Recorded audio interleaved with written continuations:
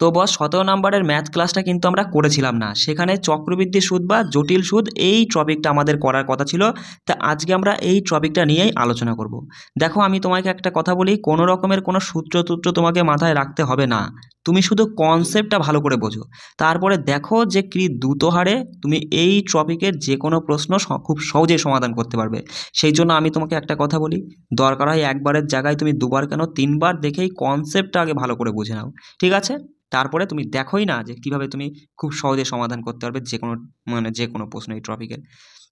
আচ্ছা দাদা, এবার ছোট ছোট কিছু বিষয় আমি বলছি, এগুলো একটু দেখে নাও। আমরা তো জানি যে সরল সুদ আর চক্রবৃদ্ধি সুদ কিন্তু একই, মাথায় রাখবা সরল সুদ আর চক্রবৃদ্ধি সুদ একই, শুধু চক্রবৃদ্ধি সুদ বা জটিল সুদ বলে যে তুমি সুদের উপরে আবার সুদ বার করবা। চক্রবৃদ্ধি সুদ কি বলে? সুদের সুদ চক্রবৃদ্ধি সুদ, তাই তো? এবার দেখো এই যে সরল সুদ আর চক্রবৃদ্ধি সুদ দুটোতেই কি থাকে? আসল থাকে, টাইম মানে সময় থাকে, আর রেট অফ ইন্টারেস্ট থাকে, সুদের হার থাকে। এই এই এই তিনটে জিনিস নিয়েই আমাদের কাজ করতে হয়, তাই তো বস? এবার দেখো আর একটা ছোট্ট বিষয় তুমি দেখো, আমি বলছি। আমি ধরো বললাম যে 1000 টাকার 10% কত? সঙ্গে সঙ্গে তুমি বলবা দাদা 10%, পার্সেন্টেজের জন্য তুমি দুটো শূন্য কেটে দিবে, সে যেখান থেকে খুশি কাটো, কোনো অসুবিধা নেই। পার্সেন্টেজের জন্য দুটো শূন্য কেটে দেবা, বাকিটা গুণ। তাহলে 100 আর 1 গুণ করলে 100কে 100, 1000 টাকা 10%, 100। এগুলো তো সিম্পল ব্যাপার, তুমি তো জানোই। আমি বললাম যে মানে 2500 টাকার 20% সমান কত? সঙ্গে সঙ্গে পার্সেন্টেজের জন্য তুমি দুটো শূন্য কেটে দিবা, বাকিটা গুণ।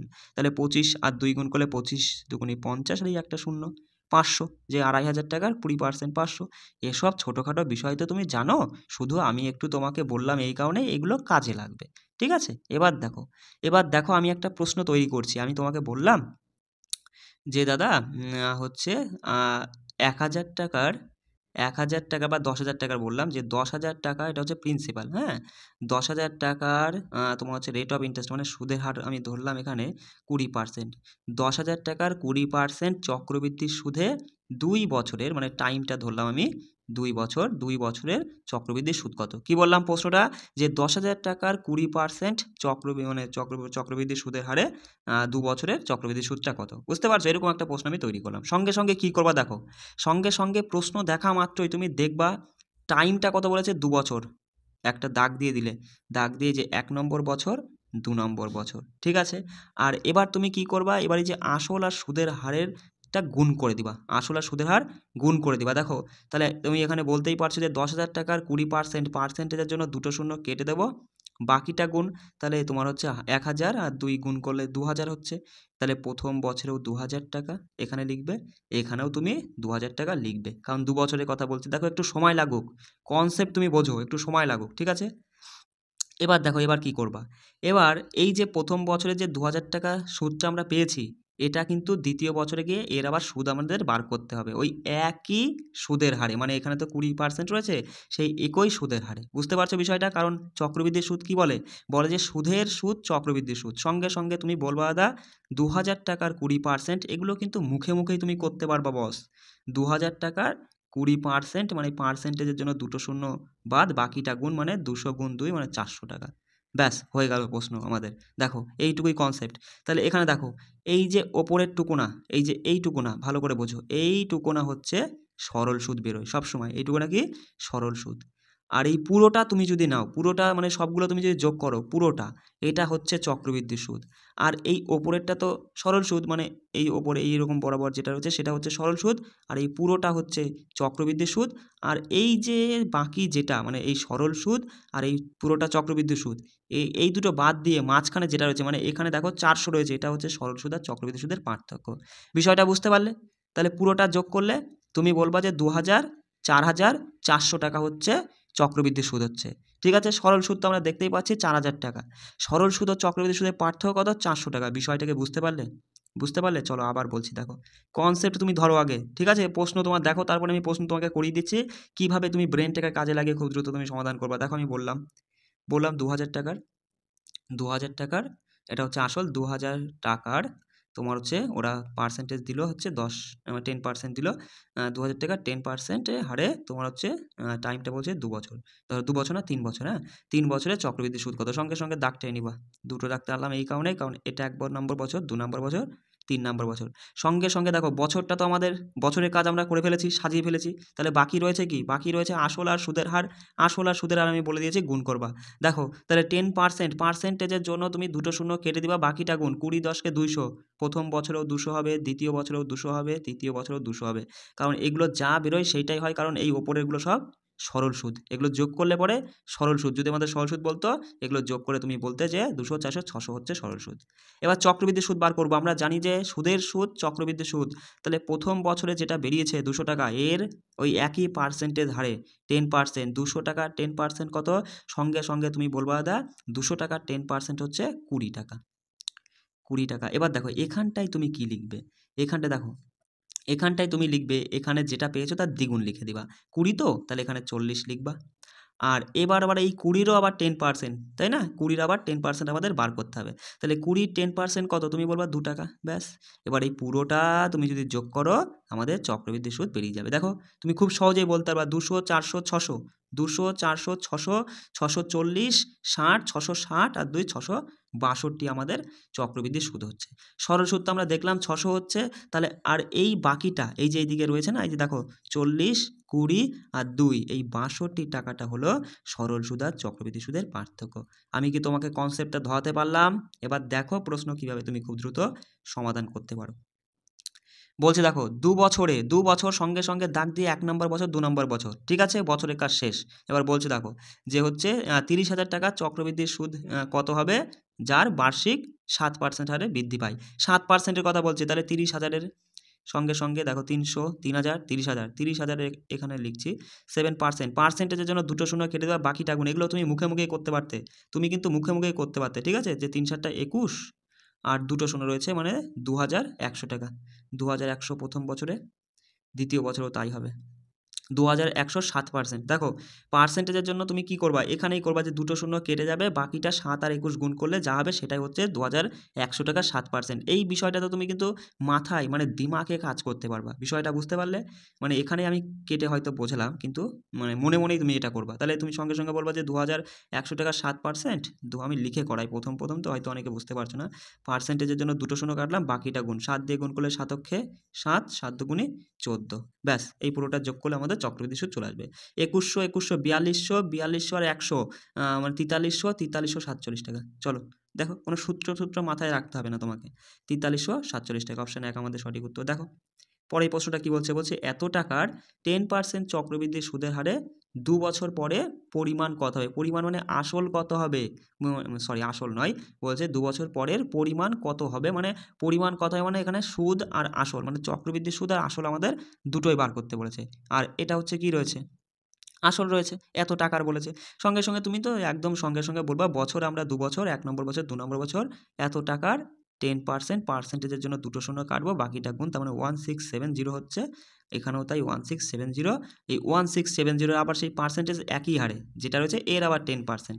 এর 10% মানে দুটো শূন্য কেটে গিয়ে 167 হচ্ছে। বুঝতে পারলে বিষয়টা? এগুলো কিন্তু মুখে মুখে করতে পারবো বার করাটা। সঙ্গে সঙ্গে এটা যোগ করলে আমরা বলবো এত টাকা হচ্ছে চক্রবৃদ্ধি সুদ। সঙ্গে সঙ্গে বলবো 1600 আর এই 1600 3200 আর 100 3300 3300 70 70 140, তাহলে 3440 3440 আর 60 3400 3440 মানে 3507 টাকা। 3507 হচ্ছে এগুলো যোগ করে, তাই না? 3507 আমাদের চক্রবৃদ্ধি। তুমি যোগটা যেভাবে পারো তুমি সেভাবে করবা, আমি এইভাবে করলাম, ঠিক আছে। 3507 টাকা হচ্ছে চক্রবৃদ্ধি সুদ। আর আমাদের বলেছে যে 2 বছর পরে পরিমাণ কত হবে, মানে সুদ আসল কত হবে। আসল তো ছিল দাদা 00761 এত, আর এই সুদ এত। এই দুটো যোগ করে তুমি বলবা 70 7 5 12 2, এখানে 9 0 1 এখানে 2, মানে 20 20 7। 20 20 7 রয়েছে কোথায়? দেখো অপশন 2 এই রয়েছে, 20 20 7 মানে 20,207 টাকা। বিষয়টা বুঝতে পারলে? চলো পরের প্রশ্ন দেখো, সব রকমের প্রশ্ন তুমি পাবে দেখো। তারপরে তো আরও তোমাদের প্র্যাকটিস করার জন্য কোশ্চেন দেবো, অসুবিধা কোথায়? দেখো কি বলছে যে এত টাকার বার্ষিক 4% হারে চক্রবৃদ্ধি সুদ এত টাকা হলে সময়কালটা কত? দেখো প্রশ্ন তোমাকে করতে হবে না, তুমি প্রশ্ন না করে উত্তর দিতে পারবে। তুমি সূত্রে কি পারবে সেটা? সূত্রে কিন্তু সেটা পারবে না। তুমি কনসেপ্টের উপর যদি কাজ করো না, প্রশ্ন যতই ঘুরিয়ে দিক উল্টে পাল্টে দিক, তুমি কিন্তু মানে কি বলবো খুব সহজে সমাধান করতে। দেখো বছর আমাদের বার করতে বলেছে, বছর আমরা জানি না, সে 1 নম্বর হোক 2 নম্বর হোক 3 বছর হোক 4 বছর হোক, আমাদের দরকার নেই, আমরা জানি না। পার্সেন্টেজ কত পড়েছে এবার দেখো, বছর যাই হয় হোক আমরা তো বছরের পরে কী করি, আসলের সাথে পার্সেন্টেজ গুণ করি। তুমি দেখো এই 60,000 টাকা 4% কত, সঙ্গে সঙ্গে বলবা 4 ছক 24 মানে 2400 টাকা। 2400 টাকা প্রথম বছরে 2400 টাকা, ওরা বলছে চক্রবৃদ্ধি সুদ এত, তাহলে দ্বিতীয় বছরে আবার 2400 টাকা, দ্বিতীয় বছরে আবার 2400 টাকা, তাহলে দেখো 2 বছর মিলিয়ে সরল সুদ হয়ে যাচ্ছে 4800 টাকা। তোমার দিমাগের উপর কাজ করতে হবে। 4896 টাকার মধ্যে 4800 টাকা তোমার হচ্ছে সরল সুদ, তার মানে এর 4% করলে কিন্তু 96 চলে আসবে, মানে 2 বছরের ঊর্ধ্বে আর এদিকে যাবেই না। 2 বছরের ঊর্ধ্বে এদিক 3 বছর মানে আড়াই বছর 3 বছর 4 বছর এদিক গেলে পরে 48,000 টাকা মানে 4800 সুদ হবে না, আবার বেশি হয়ে যাচ্ছে। তুমি কিছুই করতে হবে না, সঙ্গে সঙ্গে তুমি এইটুকু করে বলবা যে 2 বছর উত্তর হতে বাধ্য। বিষয়টা বুঝতে পারলে আমি কি মানে কি বলতে চাইছি বিষয়টা তোমাকে? কারণ 3 বছর আমরা নিতে পারবো না, 3 বছর নিলে পরে এখানে আবার 2400 যোগ করে দেখো এইটুকু মিলেই তোমার হয়ে যাচ্ছে 7200, তাই না? 7200 হয়ে যাচ্ছে, কিন্তু অতটা নেই আমাদের, বলে দিয়েছে ওরা 4800 মানে 96 টাকা। তুমি বিষয়টা বুঝতে পারছো? তুমি অথচ এর 4% বার করেও তুমি বলতে পারো যে 424 এবং 96 একদম মিলে যাচ্ছে 2 বছরে। তোমার ব্রেনটাকে কিন্তু বস খাটাতে হবে, এই বিষয়টা কিন্তু তোমাকে একটু বুঝতে হবে। চলো পরের প্রশ্নে চলে আসি। দেখো বলছে বার্ষিক 20% হারে 3 বছরের জন্য চক্রবৃদ্ধি সুদ ও সরল সুদের পার্থক্য 1 টাকা। বেশ ভালো কথা। কত বছর? 3 বছর। প্রথম বছর, দ্বিতীয় বছর, 3 নাম্বার বছর। কত পার্সেন্ট? 20%। আসল কত আমরা জানি? আসল আমাদের বার করতে পারছি, থোড়ি আমরা আসল জানি। আমি আসল ধরলাম 1000 টাকা, ধরে নাও 1000 টাকা। তো 1000 টাকার 20% কত? সঙ্গে সঙ্গে বলবো 1000 টাকার 20% হচ্ছে দাদা 200 টাকা। প্রথম বছরে 200, দ্বিতীয় বছরে 200, তৃতীয় বছরে 200। বেশ ভালো কথা। 200-র 20% হচ্ছে তোমার কত? 40 টাকা। 40, তাহলে এখানে 80 হবে। এখানে 80 হলে 40-এর 20% 4 দুগুণে 8, 8 টাকা। 40-এর 20% কত? 8 টাকা। তাই তো? দেখো এগুলো কিন্তু মুখে মুখে হিসাব করবা। 40-এর পার্সেন্টেজের জন্য দুটো শূন্য কাটা, বাকিটা গুণ, 4 দুগুণে 8 টাকা। তাহলে আমি তোমাকে কি বলেছিলাম? এই পুরোটা কি? পুরোটা হচ্ছে চক্রবৃদ্ধি সুদ, আর ওপরে যে এক লাইনে যে সমান্তরালে রয়েছে যে সংখ্যাগুলো সেটা হচ্ছে সরল সুদ, আর বাকি যেটা রয়েছে নিচের দিকে এইটুকু সবগুলো কি হয়? সবগুলো যোগ করে সেটা হচ্ছে সরল সুদ আর চক্রবৃদ্ধি সুদের পার্থক্য বেরোয়। তাহলে সরল সুদ আর চক্রবৃদ্ধি সুদের পার্থক্য কত দেখছি? 80 আর এদিকে 40, 120, 100 মানে 20 আর 8 128 টাকা। 128 টাকা কি পাচ্ছি আমরা? পার্থক্য পাচ্ছি কখন? যখন আমরা 1000 টাকা ধরেছিলাম আসল। বিষয়টা বুঝতে পারলে? আমি মুছে দিলাম। 128 টাকা পার্থক্য পাচ্ছি কখন? যখন আমরা 1000 টাকা আসল ধরেছিলাম। তাহলে 1 টাকা পার্থক্য পাবো 1000/128, আর 160 টাকা পার্থক্য পাবো কম। তাহলে কত হবে তোমার আসল? বিষয়টা কি তোমাকে বোঝাতে পারলাম? সঙ্গে সঙ্গে তুমি কাটাকাটি করো। দেখো তুমি এখানে যদি তুমি কত দিয়ে কাটবা? দেখো তুমি 4 দিয়েই কাটো। 4 দিয়ে কাটলে তোমার হচ্ছে কত? 4 4 16, 0, আর এদিকে হচ্ছে 3 4 12, 4 দুগুণে 8। দেখো 4 দিয়ে কাটলে 4 টা 32, আর এদিকে থাকছে 4 দিয়ে কাটলে 4, এখানে 10 থাকছে। আবার যাচ্ছে দেখো 2 দিয়ে কাটো, তুমি 2 দিয়ে কাটলে ভালো হবে। 2 দিয়ে কাটলে এখানে 4, 2 দিয়ে কাটলে এখানে হচ্ছে 5 হচ্ছে। এবার দেখো 4 দিয়ে এটাকে কাটো, 4 পঁচিশ 100, 100, আর এই একটা শূন্য থাকলো মানে 250 গুণ 5। এই কাটাকাটিগুলো নিজে একটু করে দেখে নিবা। তাহলে 250 গুণ 5 মানে কত? 5 পঁচিশ 125 মানে 1250। 1250 আমাদের আসলে আসলে মানে অরিজিনালি মূলধন হচ্ছে 1250। অপশান 3 উত্তর। ঠিক আছে? বোঝাতে পারলাম কি? যদি কোনো রকমের কোনো সমস্যা হয়, বুঝতে না পারো, আমাকে কমেন্টে কিন্তু অবশ্যই জানাবা। বলছে দেখো নরেশ বার্ষিক চক্রবৃদ্ধিতে বলছে বার্ষিক 10% হারে এত টাকা জমা দিয়েছিল, 2 বছর পর নরেশের মোট প্রাপ্ত সুদ আসল। একদম সিম্পল, ওই সুদ আসল দুটো চেয়েছে। 1 নম্বর বছর, 2 নম্বর। 10,000-এর 10% মানে কত? 1000 টাকা। প্রথম বছরে 1000, দ্বিতীয় বছরে 1000, এর আবার 10% মানে 100 টাকা। ব্যাস, চক্রবৃদ্ধির সুদ কত হয়ে যাচ্ছে? বেশ, আমরা দেখতে পাচ্ছি 1000, 2000, 2000 হচ্ছে 100, 2000 100 টাকা, আর ওইদিকে 10,000 টাকা। 10,000 আর 2000 100 টাকা কত হয়? 10,000 আর 2000 হচ্ছে 12,000, 12,000 100 টাকা। 12,000 100 টাকা আছে কোথায়? দেখো অপশন 4 রয়েছে। 4 আমাদের সঠিক উত্তর। বুঝতে পারলে বিষয়টা? চলো পরের প্রশ্ন দেখো, ভালো করে বুঝবা, ভালো করে বুঝবা।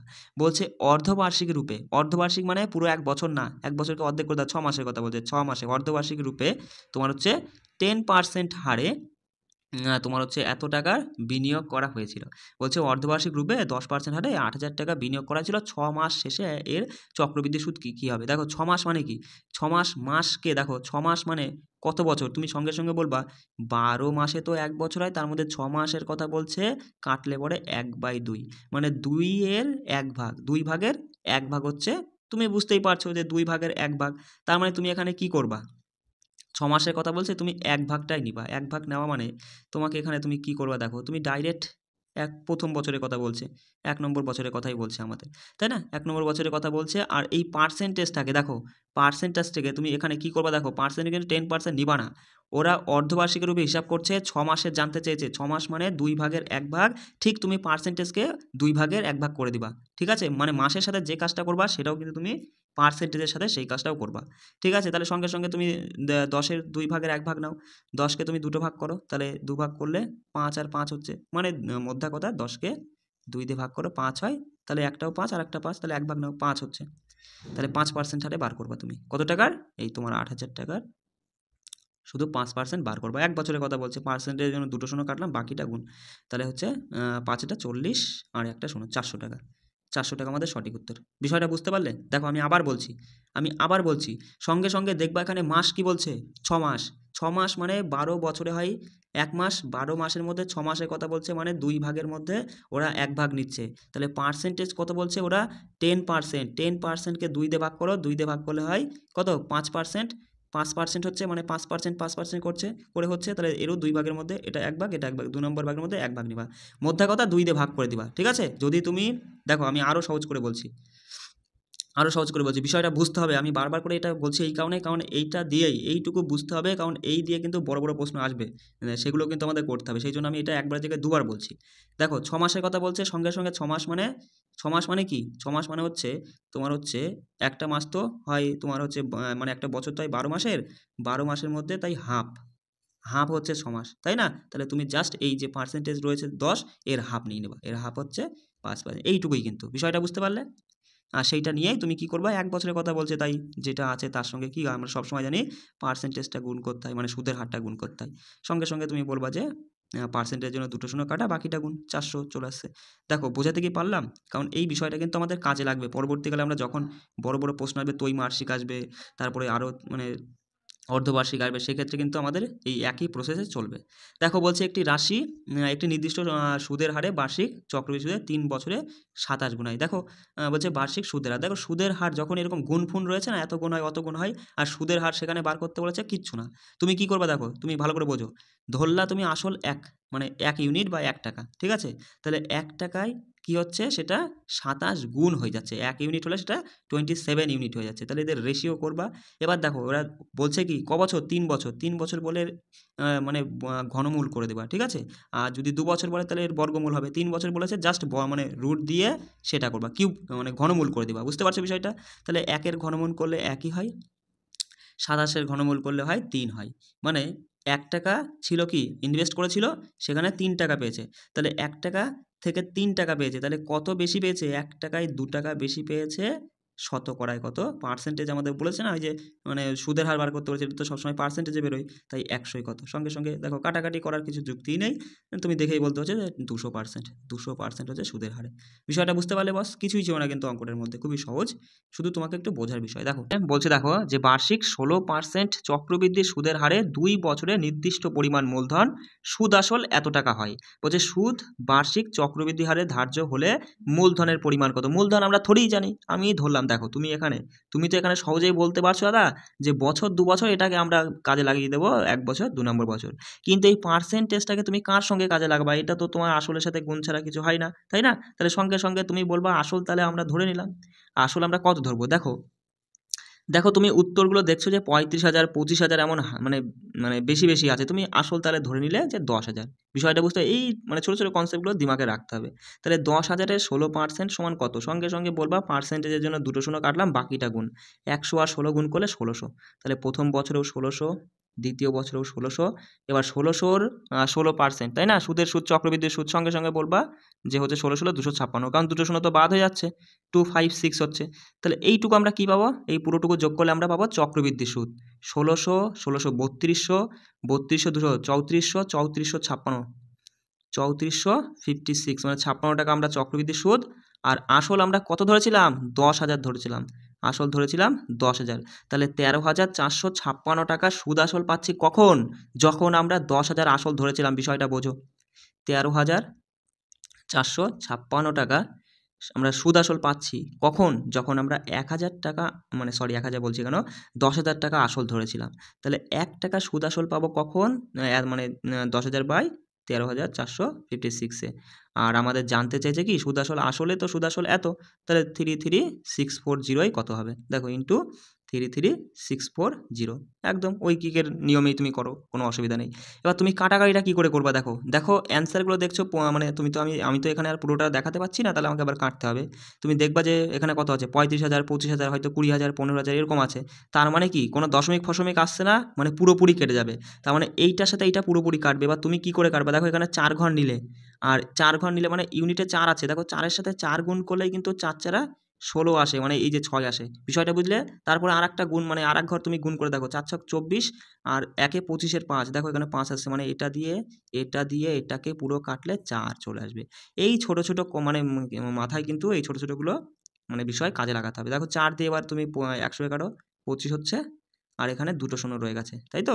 আর ওখানে একটা শূন্য ছিল মানে 10 ছিল, ব্যাস এটা গুণ করলেই তোমার কত হচ্ছে 25,000 হয়ে যাচ্ছে। অপশান 2 আমাদের সঠিক উত্তর হচ্ছে, দেখো অপশান 2 আমাদের সঠিক উত্তর হয়ে যাচ্ছে। পরের প্রশ্নটা কি বলছে দেখো, বলছে দেখো যে চক্রবৃদ্ধি হারে সুদে বিনিয়োগকৃত একটু নির্দিষ্ট মূলধন 2 বছরের সুদ আসল এত টাকা, 3 বছরের সুদ আসল এত টাকা হলে মূলধনের পরিমাণ কত? দেখো 3 বছর, তুমি আগে পার্থক্যটা বার করবা। 3 বছরে ওরা বলছে 4913, আর 2 বছরে ওরা বলছে যে ওরা কত 4624, তাই তো? তাহলে এদের বিয়োগ করলে এখানে 9 হচ্ছে, এখানে তোমার হচ্ছে 3, তার মানে 8 হচ্ছে, এখানে তোমার হচ্ছে কত 7 2, মানে 289 টাকা হচ্ছে 1 বছরের সুদ। 1 বছরের সুদ যদি 289 টাকা হয়, আমি প্রথমটার হিসাব করি, প্রথমটা বলছে যে 2 বছরে মূলধন, তোমার একটা নির্দিষ্ট মূলধন 2 বছরে সুদ আসল এত টাকা হয়। আমরা 1 বছরে দেখলাম যে 289 টাকা। আমরা সরল সুদই যদি বার করতে যাই, দেখো সরল সুদে তুমি বার করো না, তাহলে 2 বছরে কত হচ্ছে 289, আর 289 যোগ করলে কত হচ্ছে দেখো, তুমি যোগ করো, মানে 2 দিয়ে গুণ করো, 9 দুগুণে 18, 8 হাতে 1, 8 দুগুণে 16, 17, 7 হাতে 1, মানে 2 দুগুণে 4 5, 578 টাকা হচ্ছে 2 বছরের সরল সুদ। দেখো 578 টাকা, 578 সরল সুদ। এবার এর সাথে তো কিছু একটা হবে, মানে এর সাথে কিছু একটা চক্রবৃদ্ধি সুদ আসবে, বিষয়টা বুঝতে পারছো? তাহলে তুমি এখানে বলো সুদ আসল আছে 4,624 টাকা, তার মধ্যে থেকে যদি আমরা, এটা সুদ আসল রয়েছে, তার মধ্যে থেকে সুদ তো এটা রয়েছে, তার সাথে এটা সরল সুদ, চক্রবৃদ্ধি সুদ বার করতে গেলে আর কিছু আসবে, অল্প কিছু, সেটা এই পুরোটা যোগ করে এখান থেকে বাদ দিলে যেটা থাকবে সেটাই আমাদের উত্তর হবে। তুমি আমাকে শুধু একটা জিনিস বলো, তোমার ব্রেনটাকে কাজে লাগাও, কাজে লাগিয়ে বলো 4600, মানে 4,600 থেকে যদি 500 চলে যায়, মানে এটা 500, 4,624 থেকে 4,000 তুমি বাদই দাও, 624 থেকে যদি 578 চলে যায়, কত থাকে বলো? সঙ্গে সঙ্গে বলবা এখানে 8, মানে 14 থেকে 8 গেলে 6 হচ্ছে, আর এখানে 1 এসে হচ্ছে 8, 12 থেকে 8 গেলে 4 হচ্ছে, এখানে তোমার হচ্ছে মিলে যাচ্ছে 0, এখানে 4, মানে হচ্ছে 4,046 টাকা হচ্ছে, তাই না? 4,046 টাকা হচ্ছে। আরও কিছু হয়তো আমাদের মানে এর কাছাকাছি কী রয়েছে, অপশানের দিকে তোমার একটু চোখ চলে যাবে। দেখো 4,046 হলো তো, এর কাছাকাছি কিন্তু রয়েছে এই একটাই 4,096 টাকা, এটাই কিন্তু আমাদের উত্তর হতে বাধ্য। কারণ এই দেখো, তুমি বিষয়টা হয়তো ভালো করে বুঝলে না, আমি তোমাকে আবার বলছি। 3 বছরের সুদ আসল এত, আর 2 বছরের সুদ আসল এত, তাহলে 1 বছরে তুমি বিয়োগ করে দেখবা যে 1 বছর, মানে এটা থেকে এটা বাদ দিয়ে দেখবা 2 কত হচ্ছে, দেখো বাদ দাও, 3 থেকে 4 গেলে হচ্ছে 9 হচ্ছে, আর এদিকে হচ্ছে 2, 3 হচ্ছে, 11 থেকে 3 গেলে 8, আর এদিকে 7, 9 থেকে 7 গেলে 2, মানে 289 টাকা 1 বছর সুদ। দেখো আমরা প্রথমটাই ধরি, 1 নম্বর বছর, 2 নাম্বার বছর, 289, এটা প্রথম বছরের যে সুদটা হয়, দ্বিতীয় বছরেও সেইটা, এটা তো সরল সুদ। এবার এর উপরে তোমার কোনো একটা পার্সেন্টেজ খাটিয়ে এখানে সামান্য কিছু আসবে, তাই না? এবার দেখো এবার তুমি কি করবা, এবার তুমি দেখছো যে 2 বছরে আমরা এইটুকু যোগ করে হচ্ছে তোমার 500 কত 78 টাকা হয়ে যাচ্ছে, 578 টাকা হয়ে যাচ্ছে। তাহলে পরে এই 4,624 থেকে যদি 578 হয়, তাহলে তোমাকে যদি এটা বাদ দিই, দেখো 4,000 পরে সামান্য কিছু থাকছে, তাই না? তাহলে পরে তুমি অপশনে দেখলে পরে তুমি কিন্তু অপশান 3 আমাদের মানে উত্তর করতে বাধ্য। কারণ কখনোই 4,200, 280 এগুলো কিন্তু হবে না, 300 এগুলো হবে না। মানে আমি বিষয়টা তোমাকে কি বোঝাতে চাইলাম, বিষয়টা তুমি বুঝতে পারলে? মানে তুমি কিন্তু ব্রেনটাকে কাজে লাগাবা এক্ষেত্রে। যদি বুঝতে না পারো তাহলে কিন্তু তোমাকে মানে আমার আরও ভালো করে হয়তো বোঝাতে হবে, সেটাও কিন্তু আমাকে কমেন্ট করবা। দেখো পরের প্রশ্নটা, একটি ধনরাশি চক্রবৃদ্ধি সুদে বার্ষিক রূপে সংযোজিত হওয়ায় পর 2 বছরে এত টাকা, 3 বছরে এত টাকা হলে সুদের হার নির্ণয় করো। দেখো সিম্পল তুমি দেখতে পাচ্ছ যে দাদা 3 বছরে কত, 3 বছরে হচ্ছে 13 মানে 13,310 টাকা, আর 2 বছরে কত, লেখাটা ভালো বসছে না, 12,100 টাকা। দেখো তাহলে 1 বছরে কত হচ্ছে? 1 বছরে সুদ হচ্ছে তোমার হচ্ছে কত? সঙ্গে সঙ্গে বলবা যে এখানে বিয়োগ করলে 1, এখানে হচ্ছে 2, এখানে 1, মানে 1210 টাকা হচ্ছে। 1 মিনিট, 1210 টাকা হচ্ছে 1 বছরের কি সুদ। 1 বছরে 1210 টাকা সুদ। দেখো দেখো তুমি আমাকে একটা জিনিস বলো যে, দেখো এটা এই যে 2 বছরের যেটা আমরা হিসাব দেখছি যে 2 বছরে এত টাকা, 2 বছরে এত টাকা, তাহলে 1 বছরে যদি এত টাকা হয় তাহলে তোমার সুদের হারটা কত? সুদের হার কিন্তু দেখো প্রথম বছরেও যা ছিল দ্বিতীয় বছরেও তাই থাকবে। বিষয়টা বুঝতে পারলে? প্রথম বছরেও যা থাকবে দ্বিতীয় বছরেও তাই। আসল তো তোমার হচ্ছে 12100। প্রথম বছরে আমরা তো দেখলাম যে 1 বছরে সুদটা কত হচ্ছে? 1210 টাকা। তাহলে বলো এই যে 12,100 টাকার কত পার্সেন্ট? 1210। এখানেও তো তোমার হচ্ছে একই আসবে। এবার এই চক্রবৃদ্ধি সুদ যা হোক সেটা আমাদের দরকার নেই।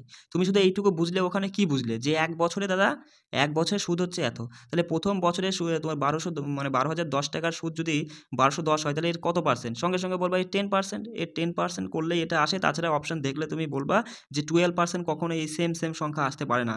9% করলেও কখনো সেম সংখ্যা আসতে পারে না। 8% করলেও কখনো আসতে পারে না। এই অঙ্ক আমরা করব না, ব্রেনটাকে খাটাবো। ব্রেনটাকে খাটিয়েই কিন্তু বস এই টাইপের প্রশ্ন তুমি সমাধান করতে পারবা খুব সহজে, অনায়াসে। ক্যালকুলেশন তোমাকে করতে হবে না। তুমি বিদ্বান হতে চাও না, পরীক্ষার সময় শুধু সঠিক প্রশ্নটা মানে সঠিক উত্তরটা তোমাকে করে আসতে হবে অল্প সময়ের মধ্যে। সেই জন্য কিন্তু তুমি তোমার ব্রেনটাকে কাজে লাগাবা। চলো পরের প্রশ্নে।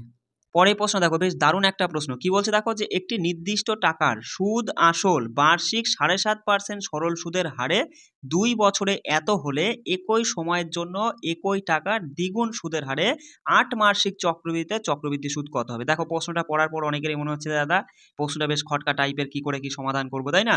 আমি তোমাকে একটা কথা বলি, কোনো রকমের কোনো সূত্র মুখস্থ করতে হবে না। তুমি কনসেপ্টটা ভালো করে বোঝো, কনসেপ্টের উপরে অ্যাপ্লাই করবা। কনসেপ্টটাকে তুমি কাজে লাগাবা, দেখবা যে কোনো টাইপের প্রশ্ন তুমি খুব সহজেই সমাধান করে ফেলতে পারবা। তাহলে দেখো তুমি এখানে সবার প্রথমে কি কাজ, মানে কোন কাজটা করতে যাবা? তুমি এই যে 2 লাইন, মানে এই লাইনটা এটা করে তুমি কি বুঝলে?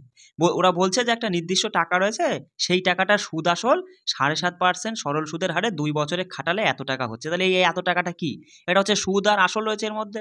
তাহলে আমাদের আসলটাকে বার করতে হবে। আর আসল বার করতে গেলেই দেখো দেখো সরল সুদের ক্ষেত্রে মানে অঙ্ক করানোর সময় বলেছিলাম যে তোমার আসলের সাথে মানে প্রিন্সিপাল মানে পি মানে তো আসল জানোই, আসলের সাথে সময় আর সুদের হার, এই তিনটে জিনিস যখনই আমরা গুণ করব ফলস্বরূপ কি পাবো? ইন্টারেস্ট, অর্থাৎ সুদ পাবো, তাই না? এটা কিন্তু আমরা বলেছিলাম। আর এখানে একটা জিনিস তুমি মাথায় রাখো, মানে মানে সিম্পল ভাবে সহজ সরলভাবে তুমি মাথায় রাখবা, যখনই সুদ আসল রয়েছে ওসব এক্স টেক্স আমরা ধরবো না। সুদ আসল রয়েছে যখনই আমাদের আসল বার করতে হবে, সঙ্গে সঙ্গে আমরা কি করব? আসল মানে 100% ধরবো, আর এখানে যে সুদের হার আর বছরটা রয়েছে এদের গুণ করে সেটা যোগ করে দেবো। দেখো 7.5 আর মানে 7.5 আর 2 গুণ করলে কত হচ্ছে বস? 15 হচ্ছে। তাহলে 100% তো আসল, আর এই 15%টা হচ্ছে সুদ। তাহলে 100 আর 15% যোগ করলে 115% হচ্ছে সুদ আসল। তুমি সঙ্গে সঙ্গে বলবা 115% হচ্ছে সুদ আসল। পার্সেন্টেজে দেখছি কিন্তু ওরা সেটা বলছে টাকায় কত? 25,300 টাকা। তাহলে 1%-এর ভ্যালু কত? বাই 115। আর আমাদের দরকার 100% মানে আসলটা কত, তাই না? ইন্টু 100। একটু লেখাটা কষ্ট করে বুঝে নাও। দেখো সঙ্গে সঙ্গে তুমি যদি এখানে 5 দিয়ে কাটো 2, আর এদিকে হচ্ছে 3 5 15, তাই না? আর 5 দিয়ে কাটলে 5 5 25, একটা শূন্য, 5 6 30, শূন্য, তাই না? এবার দেখো 23 দিয়ে যদি তুমি কাটো, 23 দুগুণে 46, 4 থাকছে, 23 দুগুণে 46 মানে 220, আর এদিকে 100 দুটো শূন্য, মানে 100 গুণ করলে হয়ে যাচ্ছে 22,000। তাহলে আমরা আসল সমান কি পেলাম? 22,000। ওসব এক্সটেক ধরতে হবে না, ঠিক আছে? এইভাবে তুমি খুব সহজেই বার করে ফেলতে পারবা। বেশ ভালো কথা। আমরা তাহলে এখানে মাথায় রাখবা যে আসল কত পেলাম? 22,000। এবার দেখো তোমাকে বুঝতে হবে কিন্তু ওরা কি বলছে দেখো, বলছে একই সময়ের জন্য, সময়টা 2 বছর, বেশ ভালো কথা। এবার বলছে দেখো যে একই টাকার মানে আসলটা তো আমরা আসলটা কত পেয়েছি? 22,000, তাই না? এবার বলছে যে দ্বিগুণ সুদের হারে, সুদের হারটা কত? সুদের হার হচ্ছে 7.5, তাহলে সুদের হারটা হচ্ছে দ্বিগুণ হয়ে যাবে, মানে ধরো 15 হয়ে যাচ্ছে, তাই না? 7.5-এর দ্বিগুণ মানে 15% আর কি। বলছে 8 মাসিক চক্রবৃদ্ধিতে। 8 মাসিক মানে ওই বছরে বছরে হিসাব তুমি করবা না, 8 মাস পর পর তোমার এই সুদটা হবে, বাড়বে আর কি। 8 মাসের হিসাবে হবে। দেখো তুমি তাহলে সঙ্গে সঙ্গে কি করবা? সময় কত সময়ের জন্য? 2 বছরের জন্য। মানে ওরা তো বলছে যে একই সময় মানে 2 বছরের জন্য। 2 বছর মানে 24 মাস। এবার ওরা বলছে 8 মাস পর পর আমাদের সুদ দিতে হবে। আমরা বছরে হিসাব করি না, আমরা 8 মাসে করি। তাহলে সঙ্গে সঙ্গে তুমি 24 মাসকে 8 দিয়ে ভাগ করে 3 8 24, মানে 3 খানা তোমাকে সুদ, মানে 3 3টে ইউনিটে আর কি হিসাব করতে হবে। মানে আমরা যে করেছিলাম না যে প্রথম বছর, দ্বিতীয় বছর আর তৃতীয় বছর, এরকম 3টে ইউনিটে তোমাকে হিসাব করতে হবে। বিষয়টা বুঝতে পারছো আমি কী বলতে চাইছি?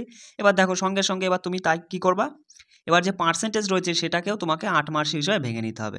তাহলে তুমি সঙ্গে সঙ্গে বলবা এটা কি, এই যে 15% তো 12 মাসের হিসাবে, 12 মাসে ওরা বলছে 15%, 1 মাসের হিসাবে হবে 15/12, আর ওরা বলছে না না 8 মাসে হিসাব করবা, গুণ 8। এবার কাটাকাটি করে যে পার্সেন্টেজ দাঁড়াবে সেটাই হবে 8 মাসিক হিসাবে, মানে 8 মাসিক চক্রবৃদ্ধি বলো, সরল সুদ বলো, যাই বলো, 8 মাসের হিসাবে। সঙ্গে সঙ্গে কেটে বলবা 4 দুগুণে 8, 3 4 12, 3 দিয়ে 15কে কাটলে 3 5 15, 15 5, সরি এখানে 15 বলছি কেন, 15কেই কাটলাম 3 দিয়ে, 5 হচ্ছে, 5 আর 2 গুণ করে 10, 10% আমরা কি পেলাম, 10% আমরা সরল সুদ পেলাম। আর 3খানা ইউনিটে আমাদের হিসাবটা হবে, আসলে আমাদের 22,000, ব্যাস অঙ্ক হয়ে গেল। তুমি এইটুকু না বুঝতে পারলে কিনা তাই বলো, এইটুকুই কিন্তু বোঝার বিষয় ছিল। তাহলে সঙ্গে সঙ্গে চলো এবার আমরা করে ফেলবো, 3খানা ইউনিটে হিসাব করব, মানে 1 বছর 2 বছর 3 বছর আমরা এই ইউনিটে ধরে নিয়েছি। 3 বেরিয়েছিল, 24 কাট দিয়ে ভাগ করে, কারণ 8 মাস হিসাবে কাজটা করতে হবে।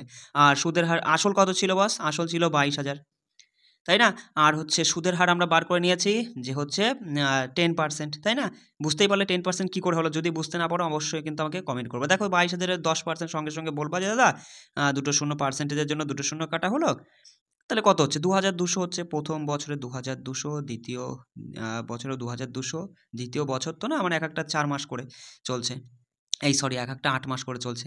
সঙ্গে সঙ্গে বলবা, এবার দেখো তোমার হচ্ছে এখানে তাহলে আসছে কত, 2,200-র 10% হচ্ছে 220, তাহলে এখানে তার দ্বিগুণ হয় 440, এর আবার 10% হবে 22, ব্যাস এইটুকু যোগ করলেই চক্রবৃদ্ধি সূত্র বেরিয়ে যাবে। দেখো একটু সময় লাগলেও কিন্তু তোমাকে কোনো রকমের কোনো সূত্র খাটাতে হচ্ছে না, শুধু দিমাগটাকে তুমি কাজে লাগিয়েই কিন্তু প্রশ্নগুলো সমাধান করে আসতে পারবা, বুঝতে পারলে? তার সঙ্গে সঙ্গে বলবা যে 22 আর 22 হচ্ছে 44, আর 22 হচ্ছে মানে 66 মানে 6,600, 6,600 আর এই 400, 7,000, 7,200, 7,220, 20 আর 40 হচ্ছে 60, 7,260, 60 আর 20 80, 7,280, আর 2 7,282। দেখেছো হিসাবটা তুমি যেভাবে তোমার মতো করে করবা, মানে সবগুলো যোগ করলেই তো আমরা চক্রবৃদ্ধি সুদ পাই, তুমি যেভাবে পারো সেভাবে যোগ করবা, আমি যেভাবে করি সেটাই তোমাকে বোঝালাম। তাহলে 7,282, দেখো অপশান 1-এই রয়েছে, অপশান 1 আমাদের সঠিক উত্তর। চলো দেখো কি বলছে, বলছে যে একজন ব্যক্তি এমন একটি প্রকল্প অনুযায়ী 2 বছরের জন্য এত টাকা বিনিয়োগ করেছেন যে এটি প্রথম বছরের জন্য বার্ষিক 10% হারে এবং দ্বিতীয় বছরের জন্য বার্ষিক 20% হারে সুদ প্রদান করবে। বলছে অর্জিত চক্রবৃদ্ধি সুদের পরিমাণ কত। সিম্পল, কত বছরের জন্য তুমি আগে দেখবে বছরটা কোথায় রয়েছে, বলছে 2 বছরের জন্য বিনিয়োগ করেছে, কত টাকা বিনিয়োগ করেছে, এটা 1 নম্বর বছর আর এটা 2 নম্বর বছর, তা 2 বছরের জন্য বিনিয়োগ করেছে দাদা কত, 10,000 টাকা, তাই না? এবার এই 10,000 টাকা ও মানে কীভাবে বিনিয়োগ করেছে, প্রথম বছরে 10% হারে, তাহলে প্রথম বছরে 10% বার করতে গেলে পার্সেন্টেজের জন্য দুটো শূন্য কাটা, মানে 1,000 টাকা, প্রথম বছরে 1,000 টাকা আসলো। দ্বিতীয় বছরেও কি আমরা এখানে 1,000 টাকা লিখবো, কখনোই লিখবো না, কারণ দ্বিতীয় বছরে গিয়ে সেটা কী হয়ে যাচ্ছে, দ্বিতীয় বছরে ওরা বলছে দেখো এই যে দ্বিতীয় বছরের জন্য বার্ষিক 20% হারে সুদ প্রদান করবে, মানে এই যে 2 নাম্বার বছরের ঘরে তুমি যা কিছু মানে লিখবে সেগুলো সবই 20%-এর উপরে হিসাব হবে।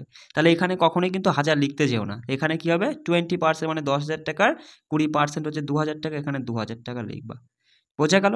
এবার দেখো এবার এই 1,000 টাকার আবার কি হবে, এবার 1,000 টাকার 10% বার করবা না 20% বার করবা, এখানে যেটা বসাবা সেটা তো 2 নাম্বার বছরের ঘরেই বসছে, তাহলে 20% কাজ করবে, বিষয়টা বুঝতে পারছো? 1,000 টাকার 20% মানে 200 টাকা, ব্যাস এইটুকুই, আর কিচ্ছু না। তাহলে এইটুকু যোগ করলে আমরা বলবো 2,000, 3,000, 3,200 টাকা, 3,200 টাকা হচ্ছে চক্রবৃদ্ধি সুদ পাবে। দেখো অপশান 2-এই রয়েছে, সঠিক উত্তর আমাদের হয়ে যাচ্ছে, বোঝা গেল? দেখো আচ্ছা আমাদের তাহলে অঙ্ক হয়ে গেল। এবার দেখো 5টা জিকে প্রশ্ন কিন্তু মানে করিয়েছিলাম না আমি, সেই 5টা জিকে প্রশ্ন আমি একটু আলোচনা করিয়ে দিচ্ছি, একটু ভালো করে বুঝে নাও, তারপরে পিডিএফগুলো দেখে সেগুলো কিন্তু রিভিশন করে নিবা। চলো তো এবার আমরা ডব্লিউবিপি এসআই প্রিলিমস 2022-এর যে এক্সামটা হয়েছিল সেখানকার 5টা জিকে প্রশ্ন একটু ডিটেলসে আমরা আলোচনা করে নেব। দেখো এই প্রশ্ন একটা ছিল যে মুড়ির হিন্দালকো কারখানা কোন নদীর তীরে অবস্থিত, বলো সঠিক উত্তর কী হবে, যে সুবর্ণরেখা, মাথায় রাখবে মুড়ির হিন্দালকো কারখানাটা সুবর্ণরেখা নদীর তীরে অবস্থিত। এবার এর সাথে আমি যে এক্সট্রা কিছু দিয়েছি সেগুলো কিন্তু মাথায় রাখবে, ঠিক আছে? দেখো যদি বলে যে পশ্চিমবঙ্গের সর্বাধিক উন্নত শিল্প কয়লা, তো এই কয়লা হলো কি ধরনের কয়লা বা কোন প্রকারের কয়লা পশ্চিমবঙ্গে পাওয়া যায়, সেটা হচ্ছে বিটুমিনাস প্রকারের কয়লা। ঠিক আছে, দেখো কয়লার কিন্তু বিভিন্ন প্রকারের ভাগ রয়েছে, যেমন অ্যানথ্রাসাইট, বিটুমিনাস, লিগনাইট। এই ভাগগুলো করা হয়েছে কার্বনের উপর নির্ভর করে, মানে অ্যানথ্রাসাইটে কার্বনের পরিমাণটা সর্বাধিক থাকে। আর এই অ্যানথ্রাসাইট প্রকারের কয়লা পাওয়া যায় ভারতের জম্মু কাশ্মীরে।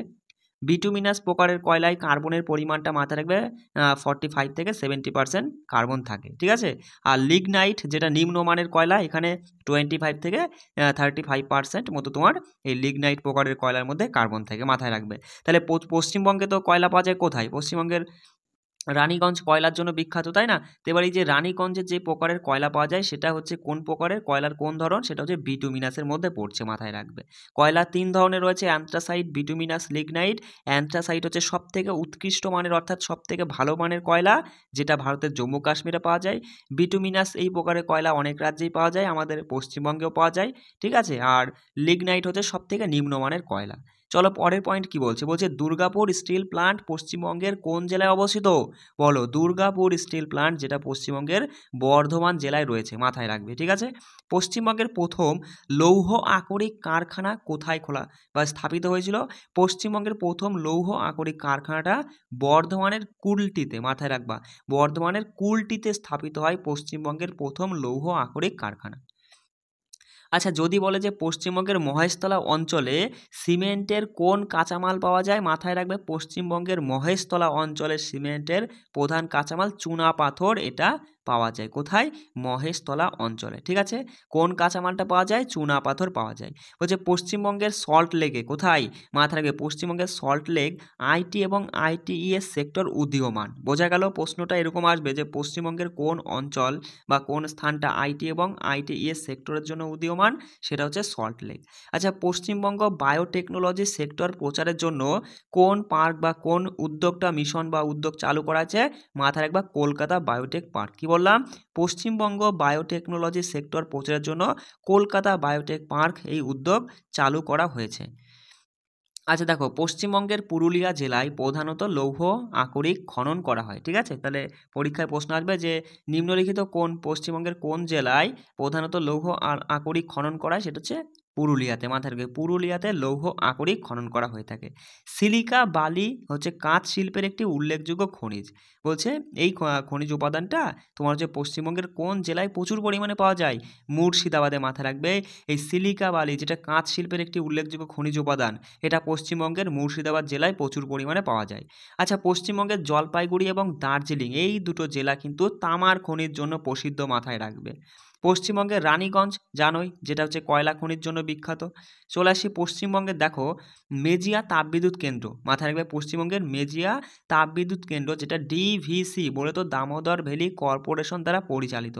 পরীক্ষায় প্রশ্ন আসবে যে পশ্চিমবঙ্গের বা বলে দেবে যে মেজিয়া তাপবিদ্যুৎ কেন্দ্রটি কোন তোমার হচ্ছে কর্পোরেশন দ্বারা পরিচালিত, সেটা হবে ডিভিসি অর্থাৎ দামোদর ভ্যালি কর্পোরেশন দ্বারা পরিচালিত। আচ্ছা ম্যাঙ্গানিজ পাওয়া যায় পশ্চিমবঙ্গের কোন জেলায়? বাঁকুড়াতে, মাথায় রাখবে পশ্চিমবঙ্গের বাঁকুড়া জেলায় কিন্তু ম্যাঙ্গানিজ পাওয়া যায়।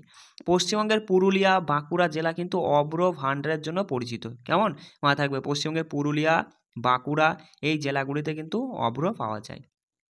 আর একটা পয়েন্ট দেখো আমি তুলে দিয়েছি এখানে যে পশ্চিমবঙ্গের ইছামতি, এটা নদী রিলেটেড একটা প্রশ্ন চলে এসছে, যে পশ্চিমবঙ্গের ইছামতি নদী যেটা ভারত আর বাংলাদেশের মধ্যে আন্তর্জাতিক সীমানা ভাগ করে। দেখো পরের প্রশ্ন কি ছিল, আর একটা প্রশ্ন, এটাও কিন্তু আমরা এক্সামে দেখতে পেয়েছি। এই প্রশ্ন ছিল যে অ্যামিবার দেহের কোষ বিভাজন প্রক্রিয়ার নাম কি? এই প্রশ্নটা এসেছিল। সঠিক উত্তর কি? অ্যামাইটোসিস। মাথায় রাখবে অ্যামিবার দেহের কোষ বিভাজন প্রক্রিয়ার নাম হলো অ্যামাইটোসিস। মানে মাথায় রাখবা যে ব্যাকটেরিয়া, ইস্ট, অ্যামিবা ইত্যাদি মানে এককোষী জীবদেহ অ্যামাইটোসিস প্রক্রিয়ায় বিভাজিত হয়। কি বললাম? ব্যাকটেরিয়া, ইস্ট, অ্যামিবা এককোষী জীবদেহ অ্যামাইটোসিস প্রক্রিয়ায় বিভাজিত হয়। আর উন্নত উদ্ভিদ ও প্রাণীর দেহ মাতৃকোষের বিভাজনটা হয় মাইটোসিস প্রক্রিয়ায়। কি বললাম? মাথায় রাখবে, এক একটা পয়েন্ট খুব গুরুত্বপূর্ণ কিন্তু, এগুলো কিন্তু একটু পড়ে মাথায় রাখার চেষ্টা করবা। যে উন্নত উদ্ভিদ ও প্রাণীর দেহকোষ সেটা হচ্ছে মাইটোসিস প্রক্রিয়ায় বিভাজিত হয়। মাথায় রাখবা যে গ্যামেট বা স্পোর তৈরির সময় উদ্ভিদ বা প্রাণীর জনন মাতৃকোষে মিওসিস প্রক্রিয়ায় কোষ বিভাজিত হয়। কি বললাম? গ্যামেট বা স্পোর তৈরির সময় উদ্ভিদ ও প্রাণীর জনন মাতৃকোষে মিওসিস মানে প্রক্রিয়া দ্বারা আর কি কোষটা বিভাজিত হয়। আচ্ছা, যখন একটি কোষ মিয়োসিস দ্বারা বিভাজিত হয় তখন কয়টি নতুন কোষ তৈরি হয়? 4টি নতুন কোষ তৈরি হয়। আর এইগুলোই কিন্তু সবগুলোই কিন্তু হ্যাপ্লয়েড কোষ, মাথায় রাখবে। ঠিক আছে? আর মাইটোসিস বিভাজনে 2টি নতুন কোষ তৈরি হয়। আর এই যে 2টি নতুন কোষ তৈরি হয় সে দুটো হলো ডিপ্লয়েড কোষ। ঠিক আছে? আচ্ছা, কোষ বিভাজন প্রক্রিয়ায় 2টি কন্যা নিউক্লিয়াসের মধ্যে ফ্র্যাগমোপ্লাস্ট গঠনের সময় নিম্নলিখিত কোনটি ঘটে? এরকম প্রশ্ন আসলে কী করবা? যে সাইটোকাইনিন মানে সাইটোকাইনেসিস ঘটে। ঠিক আছে? মাথায় রাখবা যে কোষ বিভাজনের প্রক্রিয়ায় তোমার যে 2টি কন্যা নিউক্লিয়াসের মধ্যে ফ্র্যাগমোপ্লাস্ট গঠনের সময় তোমার এই যে সাইটোকাইনেসিস প্রক্রিয়াটা ঘটে।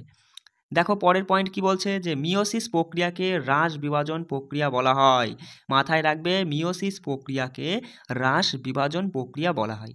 মিয়োসিসের জাইগোটিন পর্যায়ে সাইন্যাপসিস ঘটে। ঠিক আছে? যদি বলে যে মিয়োসিসের কোন পর্যায়ে সাইন্যাপসিস ঘটে বা সাইন্যাপসিস ঘটে নিম্নলিখিত কোন পর্যায়ে? মিয়োসিসের জাইগোটিন পর্যায়ে। মাইটোসিসের মেটাফেজ পর্যায়ে মাকড় সদৃশ তন্তু গঠিত হয়। তাহলে মাইটোসিসের কোন পর্যায়ে? মাইটোসিসের মেটাফেজ পর্যায়ে মাকড় সদৃশ তন্তু গঠিত হয়। দেখো বেশ ভালো পয়েন্ট, এগুলো কিন্তু সব মাথায় রাখবে। G1, G2 এবং S পর্যায় সমন্বিত কোষ বিভাজনের পর্বটির নাম হলো ইন্টারফেজ। ঠিক আছে? তাহলে এই যে G1, G2, S পর্যায়গুলো কোনটার সঙ্গে যুক্ত? ইন্টারফেজের সঙ্গে, মানে ইন্টারফেজ বিভাজনের সঙ্গে যুক্ত কিন্তু। আচ্ছা, সাইটোকাইনিন বা সাইটোকিনিন কোষ বিভাজনকে ত্বরান্বিত করে। তাহলে নিম্নলিখিত কোনটি, পরীক্ষায় প্রশ্ন আসবে এরকম যে নিম্নলিখিত কোনটি কোষ বিভাজনকে ত্বরান্বিত করে? সাইটোকিনিন। ঠিক আছে? উদ্ভিদ কোষের বিভাজনের সময় নিউক্লিয়াস অঙ্গাণুটি 2 ভাগে বিভক্ত হয়ে যায়। যদি পরীক্ষায় প্রশ্ন বলে যে উদ্ভিদ কোষের বিভাজনের সময় নিম্নলিখিত কোন অঙ্গাণুটি 2 ভাগে বিভক্ত হয়ে পড়ে? নিউক্লিয়াসটি। ঠিক আছে? কোষের ঝিল্লি জুড়ে গ্যাসীয় আদান প্রদানের প্রক্রিয়াকে ব্যাপন বলা হয়। চলো পরের পয়েন্ট কি বলছে দেখো। বলছে যে মানুষের মধ্যে প্রধানত 2 ধরনের কোষ বিভাজিত হয়। ঠিক আছে? এগুলো কিন্তু মাথায় রাখবে। আচ্ছা, পরের প্রশ্ন বলছে দেখো যে ভারতের কোন রাজ্যে বনভূমির শতকরা পরিমাণ সর্বাধিক?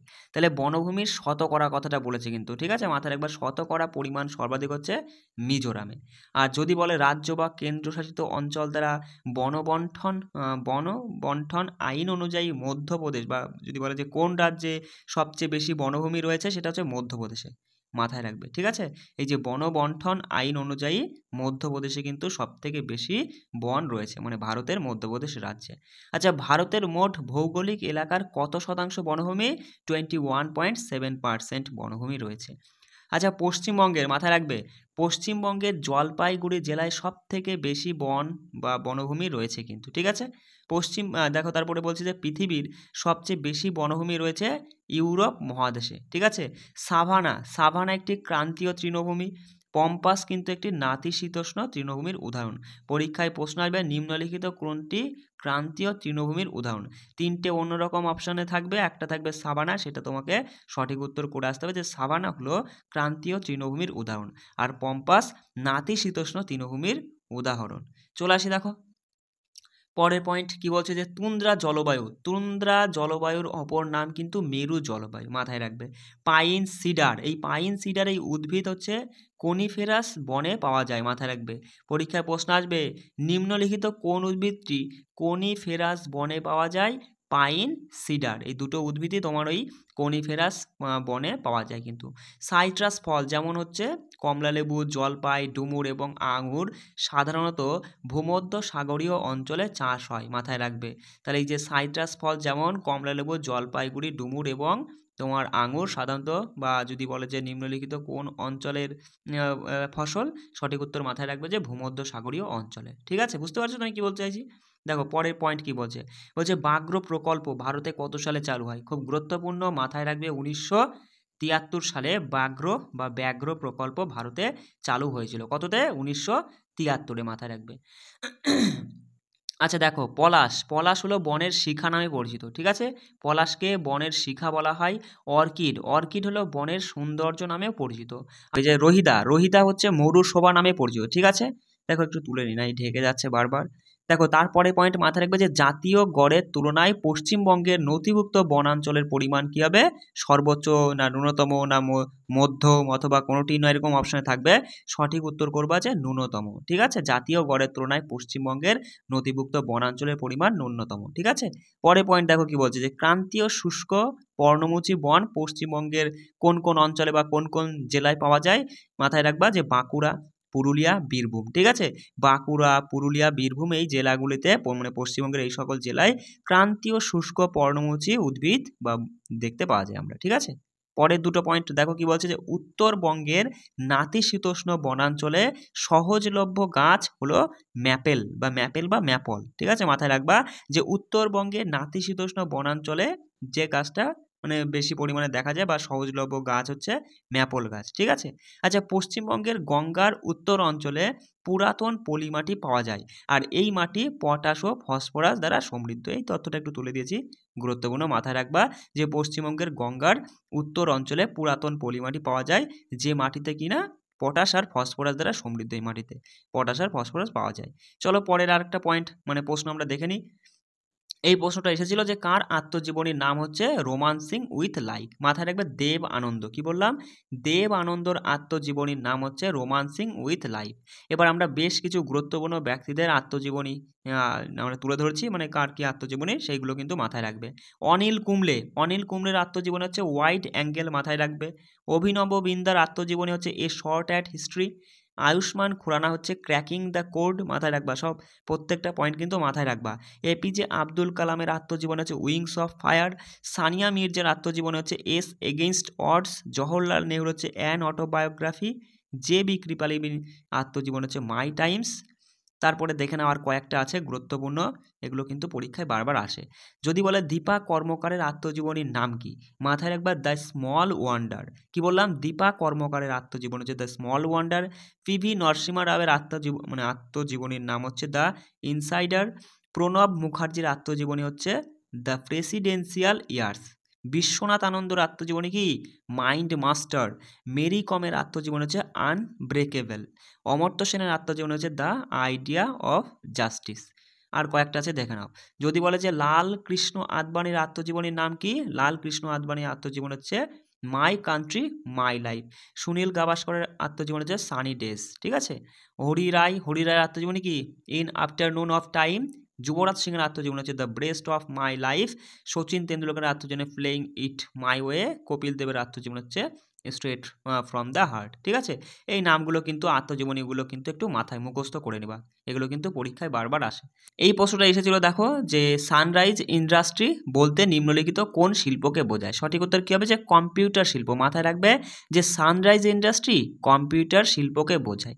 এবার দেখো আমি এখানে মানে কিছু শিল্প রিলেটেড কিছু আমি তথ্য তুলে দিয়েছি, এগুলো কিন্তু পড়ে নিবা, এগুলো গুরুত্বপূর্ণ। দেখো যদি বলে যে ভারতের প্রাচীনতম তেল শোধনাগার কোনটি, আসামের ডিগবয়। মাথায় রাখবে আসামের ডিগবয় হলো ভারতের প্রাচীনতম তৈল শোধনাগার বা তেল শোধনাগার। আচ্ছা, ভারতের বৃহত্তম ইস্পাত কারখানা কোথায় রয়েছে, জামশেদপুরে রয়েছে ভারতের বৃহত্তম ইস্পাত কারখানা। যদি বলে যে রাউরকেল্লা স্টিল প্লান্ট কত সালে এবং কার সহযোগিতায় স্থাপন করা হয়েছিল, মাথায় রাখবে রাউরকেল্লা স্টিল প্লান্টটা 1959 সালে জার্মানির সহযোগিতায় স্থাপন করা হয়েছিল। তারপরে দেখো যে কুনাদ কুলাম পারমাণবিক শক্তি কেন্দ্রটা তামিলনাড়ু রাজ্যে অবস্থিত। আচ্ছা, কম্পিউটার চিপ একটি ফুটলুজ শিল্পের উদাহরণ। যদি পরীক্ষায় প্রশ্ন দেয়, যদি বলে যে নিম্নলিখিত কোনটি একটি ফুটলুজ শিল্পের উদাহরণ, সেটা হচ্ছে কম্পিউটার চিপ, মাথায় রাখবা। ঠিক আছে, আচ্ছা দেখো নেলকো বা NALCO, নেলকোর শব্দটি অ্যালুমিনিয়াম শিল্পের সাথে যুক্ত, মাথায় রাখবা। ঠিক আছে, ডাগর ব্যাংক পশ্চিম ইউরোপের মৎস্য শিল্পের জন্য বিখ্যাত। ঠিক আছে, ছোটনাগপুর মালভূমি অঞ্চলে লোহা ও ইস্পাত শিল্পের সর্বাধিক ঘনত্ব রয়েছে। যদি প্রশ্ন বলে এরকম যে নিম্নলিখিত কোন অঞ্চলে লৌহ ও ইস্পাত শিল্পের সর্বাধিক ঘনত্ব রয়েছে, ছোটনাগপুর মালভূমি অঞ্চলে, মাথায় রাখবা। চলে আসি পরের পয়েন্ট কি বলছে, বোকারো স্টিল প্লান্ট 1964 সালে ভারতে সোভিয়েত রাশিয়ার সহযোগিতায় স্থাপন করা হয়েছিল। তাহলে বোকারো স্টিল প্লান্টটি কত সালে ভারতে স্থাপিত হয়, 1964 সালে। কার দ্বারা, সোভিয়েত সোভিয়েত অর্থাৎ মানে সোভিয়েত রাশিয়ার দ্বারা স্থাপন করা হয়েছিল। আচ্ছা, বিশ্বের বৃহত্তম খোলা পিট তামার খনি কোথায় রয়েছে? চিলিতে। মাথায় রাখবে, বিশ্বের বৃহত্তম খোলা পিট তামার খনি রয়েছে চিলিতে। দেখো পরের পয়েন্ট বলছে ক্ষেত্রী তামার খনি ভারতের কোন রাজ্যে রয়েছে? রাজস্থানে। মাথায় রাখবে, ভারতের রাজস্থানে ক্ষেত্রী তামার খনি অবস্থিত। পরের পয়েন্ট কি বলছে দেখো, ইলেকট্রনিক্স শিল্প তোমার হচ্ছে ট্রানজিস্টর সেট থেকে টেলিভিশন পর্যন্ত বিস্তৃত পণ্যকে কভার করে। পরীক্ষা প্রশ্ন হবে, নিম্নলিখিত কোন শিল্পে ট্রানজিস্টর সেট থেকে, মানে কোন শিল্প ট্রানজিস্টর সেট থেকে টেলিভিশন পর্যন্ত বিস্তীর্ণ পণ্যকে কভার করে? সেটা বুঝতেই পারছো যে ইলেকট্রনিক্স শিল্পটাই আর কি হবে এখানে সঠিক উত্তর। আর কিছু পয়েন্ট রয়েছে দেখে নাও। ভারতের বৃহত্তম ক্রোমাইট উৎপাদনকারী রাজ্য হচ্ছে উড়িষ্যা। তারপরে মাথায় রাখবে, সিঙ্গারেনি খনি ভারতের তেলেঙ্গানা রাজ্যে অবস্থিত। মধ্যপ্রদেশের পান্না জেলা হীরা খনির জন্য বিখ্যাত। ঠিক আছে, পান্না, মধ্যপ্রদেশের পান্না জেলাটা হচ্ছে হীরা খনির জন্য বিখ্যাত। আর ভারতের একমাত্র পাইরাইট উৎপাদনকারী রাজ্য হলো কোনটা? বিহার। মাথায় রাখবে। ভারতের সব থেকে বেশি জিপসাম পাওয়া যায় কোন রাজ্যে? রাজস্থানে। এই ছিল 5টা প্রশ্ন, একটু আমি ডিটেলসে বলার চেষ্টা করলাম। ঠিক আছে, এগুলো কিন্তু তোমরা পিডিএফটা নিয়ে একটু পড়ে নেওয়ার চেষ্টা করো। ঠিক আছে, আর ক্লাসগুলো কিন্তু এবার তোমরা হচ্ছে ভালো করে মনোযোগ দিয়ে করে নিবা। ঠিক আছে, চলো রাখছি।